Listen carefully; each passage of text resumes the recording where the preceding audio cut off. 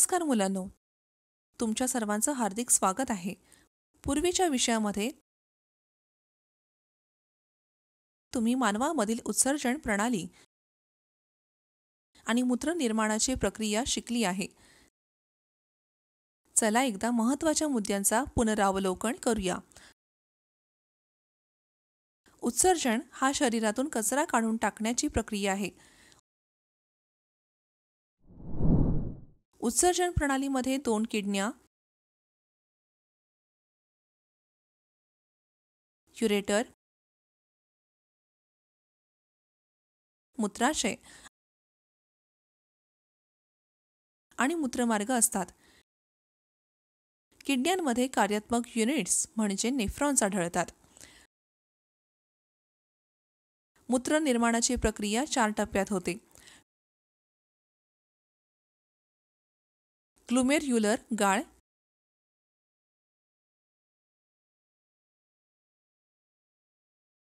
Tubular पुनरुपधारण, tubular उत्सर्जन, मूत्राची सांद्रता.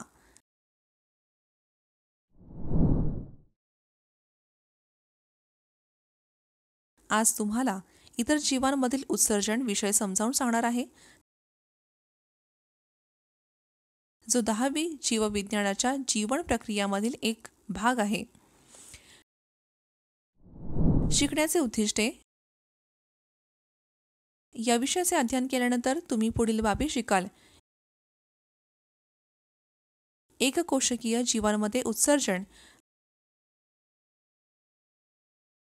बहुकोशिकीय जीवांमध्ये उत्सर्जन, वनस्पतीमध्ये उत्सर्जन, वनस्पतीतील द्वितीय मेटाबोलाइट्स,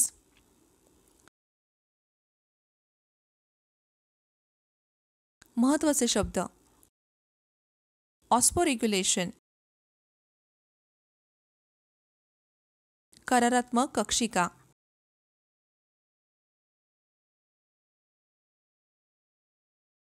फ्लेम कक्षिका, रॅफिड्स, द्वितीय मेटाबोलाइट्स, अल्कलॉइड्स, टॅनिन्स,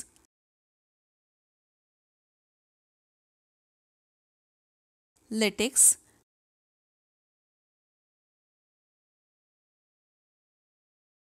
रेझिन्स,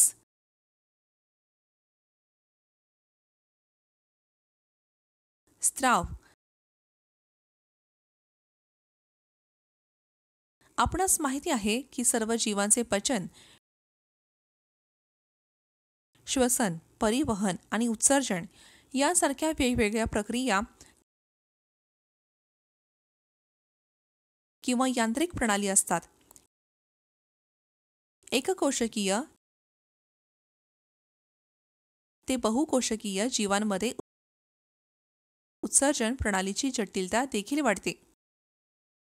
इतर जीवांमध्ये उत्सर्जन. वेगवेगळ्या जीवांनी उत्सर्जनासाठी विविध धोरणांचा वापर केला आहे. एककोशिकीय जीवांमध्ये विशिष्ट उत्सर्जन अवयवांचा अभाव असतो. हे जीव शरीराच्या पृष्ठभागावरून साध्या प्रसाराने कचरा पदार्थ काढून घेतात आणि त्या कचऱ्याला सभोवतालच्या पाण्यात सोडतात. ताज्या पाण्यात राहणाऱ्या जीवांमध्ये जसे की ॲमिबा, पॅरामियम यांच्यात ॲस्पोरेग्युलेटर अवयव असतो, ज्याला करारात्मक कक्षिका म्हणतात.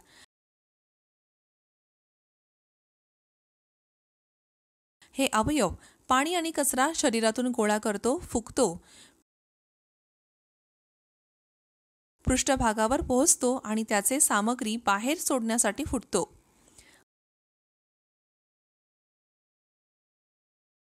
मुख्य उत्सर्जन प्रक्रिया ऑस्मोसिसद्वारे शरीराच्या पृष्ठभागावर होते. बहुकोशकीय जीवांमध्ये कचरा पदार्थ बाहेर काढण्यासाठी वेगवेगळे उत्सर्जन अवयव असतात. उत्सर्जन अवयवांची रचनात्मक आणि कार्यात्मक जटिलता स्पॉन्जपासून मानवांपर्यंत वाढते.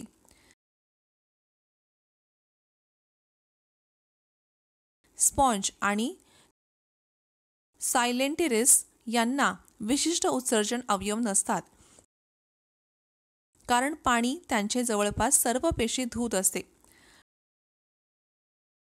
प्लॅटिहेल्मिन्थ्सच्या फ्लॅटवर्म्समध्ये पहिल्यांदाच उत्सर्जन संरचना दिसतात. त्यांना फ्लेम कक्षिका म्हटले जाते. आता आपण वेगवेगळ्या जीवांमधील विविध उत्सर्जन अवयवांवर आधारित एक तक्ता पाहूया. झाडांमध्ये उत्सर्जन आणि पदार्थाची मुक्तता. झाडं देखील प्राण्यांप्रमाणे उत्सर्जन करतात का?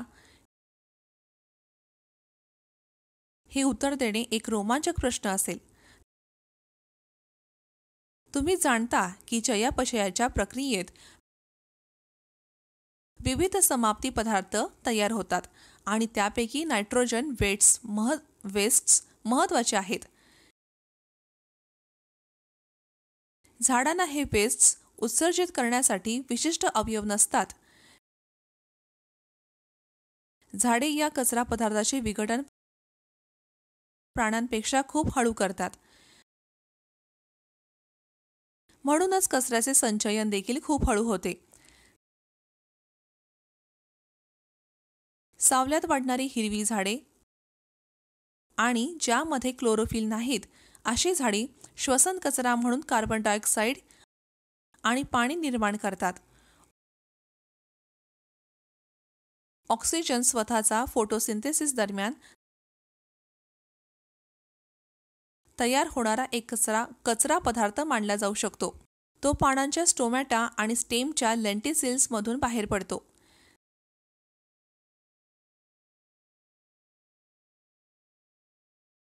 झाडे त्याचे कचरा पदार्थ शरीरातून कसे बाहेर पाठवतात किंवा व्यवस्थापित करतात?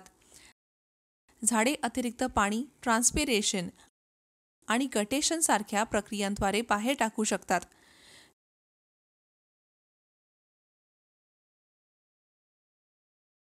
गवताच्या पानांवर सकाळी धुसर वातावरणात पाण्याचे थेंब दिसतात. ते लक्षात घेतल्यावर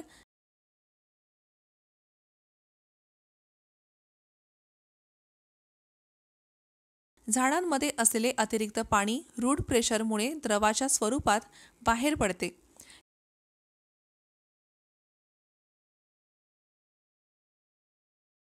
या घटनेला गटेशन म्हणतात आणि हे हायडाथोड्स नावाच्या विशेष पेशीमधून होते.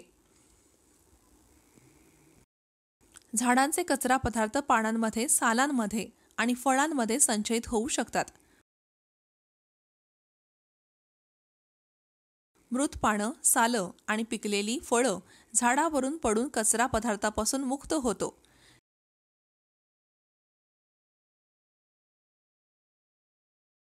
कचरा फळांमध्ये रेफाइट्स नावाच्या ठोस पद्धतीत संचयित होतो. तथापि अनेक संयुग झाडे त्यांच्या स्वतःच्या वापरासाठी किंवा संरक्षणासाठी तयार करतात. अनेक झाडे रासायनिक पदार्थ तयार करतात आणि ते मुळामध्ये, पानामध्ये, बियांसारख्या भागांमध्ये संचयित करतात. ते संरक्षणासाठी असतात. बहुतेक रासायनिक पदार्थ चवीला अप्रिय असतात. म्हणूनच साधारणपणे अशा झाडांचा आहार म्हणून पसंत करत नाहीत. काही रासायनिक पदार्थ विषारी असतात आणि ते खात असलेल्या प्राण्याला देखील मारू शकतात. काही झाडे जखमी झाल्यावर रासायनिक पदार्थ स्रावित करतात. हे रासायनिक पदार्थ जखम सील करतात आणि झाडाला जखमातून सावरण्यात मदत करतात. झाडे इतर प्राण्यांना आकर्षित करणारे पदार्थ सोडतात, जे झाडांना परागीकरण, बियाणांचे प्रसार किंवा त्यांच्या पोषणासाठी मदत करतात. उदाहरणार्थ, लेग्युमिनोजे झाडे ज्यांच्या मुळात गाठी असतात त्या रासायनिक पदार्थ स्रावित करतात, जे रायबोझिया बॅक्टेरिया मुळाच्या आसपास आकर्षित करतात.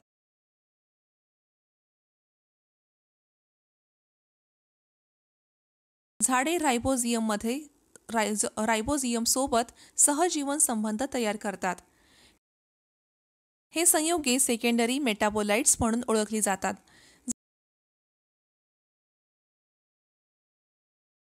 झाडांमध्ये निर्माण होणारे जैविक पदार्थ दोन प्रकारचे असतात: प्राथमिक मेटाबोलाइट्स आणि सेकंडरी मेटाबोलाइट्स.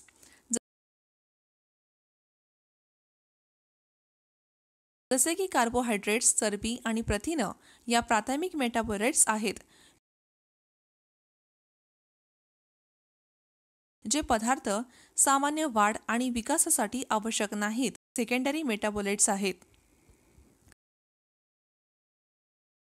उदाहरणार्थ, अल्कलॉइड्स, टॅनिन्स, रेझिन्स, गम्स आणि लेटेक्स इत्यादी.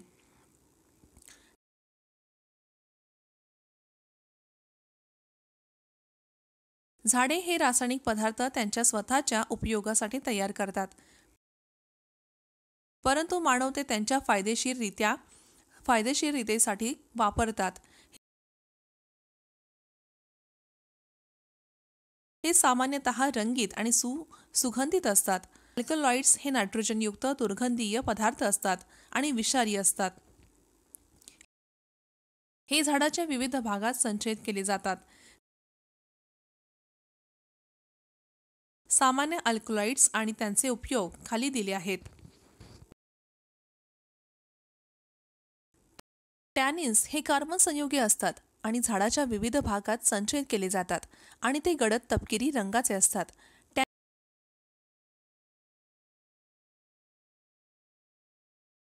टॅनिन्सचा वापर चामड्याची रंगाई आणि औषधांमध्ये केला जातो. उदाहरणार्थ, कॅसिया, ॲकॅसिया.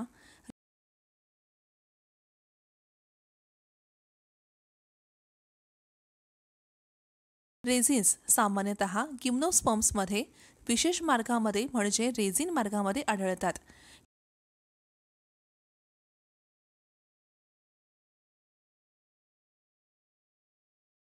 हे वॉर्निशमध्ये वापरले जातात. उदाहरणार्थ, पाईनस.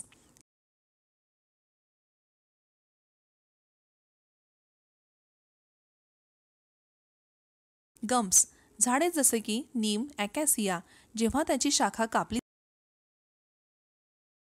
जातात तेव्हा चिकट पदार्थ स्रावित करतात, ज्याला गम म्हणतात.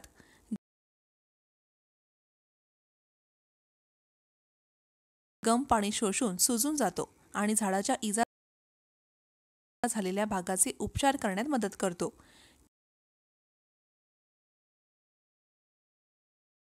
गम्स आर्थिकदृष्ट्या महत्त्वाचे असतात आणि औषध, अन्न इत्यादींच्या तयारीत चिकटवणारा पदार्थ आणि बंधन करणारे एजंट म्हणून वापरले जातात. लेटेक्स हा एक चिकट, दुधी पांढऱ्या रंगाचा पदार्थ असतो जो झाडांद्वारे स्रावित केला जातो. लेटेक्स पेशींमध्ये किंवा लेटेक्स वाहिन्यांमध्ये संचयित होतो. रबर हे व्हॅविया ब्राझिलियन्समध्ये रबर झाडच्या लेटेक्सपासून तयार केले जाते.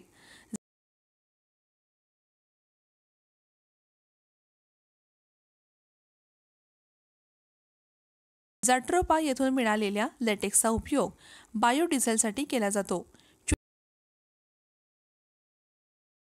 च्युइंग गम हा चावण्यासाठी एक प्रकारचा गम आहे, ज्याची उत्पत्ती 5000 वर्षांपूर्वी झाली.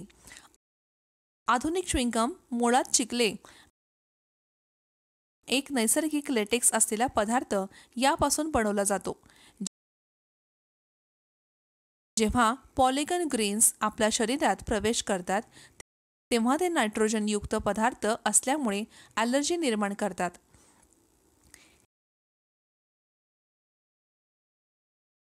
हे ॲलर्जन्स त्वचेवर ॲलर्जी आणि अस्थमाचे कारण होतात. उदाहरणार्थ, पार्थेनियम. ब्रुगमन आणि या वनस्पतीशास्त्रज्ञाने त्याच्या प्रयोगाद्वारे सिद्ध केले की मुळे केवळ मातीमधूनच द्रव शोषित करत नाहीत, तर त्यांचे काही विशिष्ट स्राव मातीमध्ये परत सोडतात.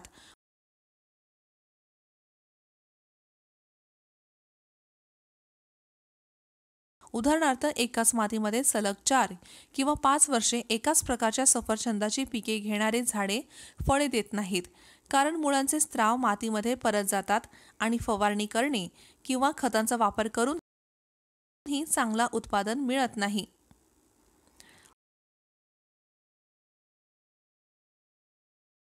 उत्सर्जन आणि स्राव.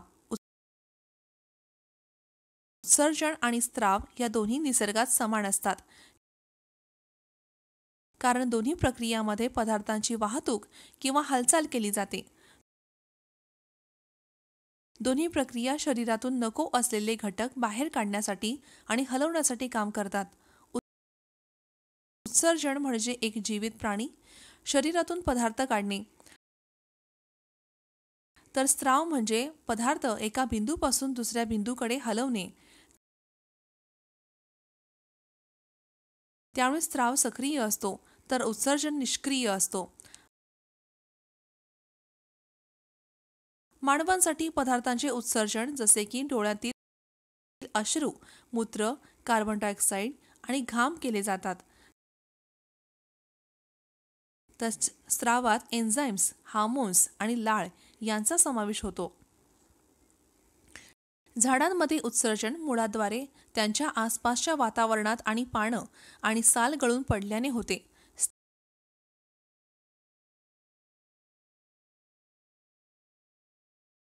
स्राव झाडाच्या शरीरात लेटेक्स, रेझिन्स, गम्स इत्यादीच्या रूपात होतो.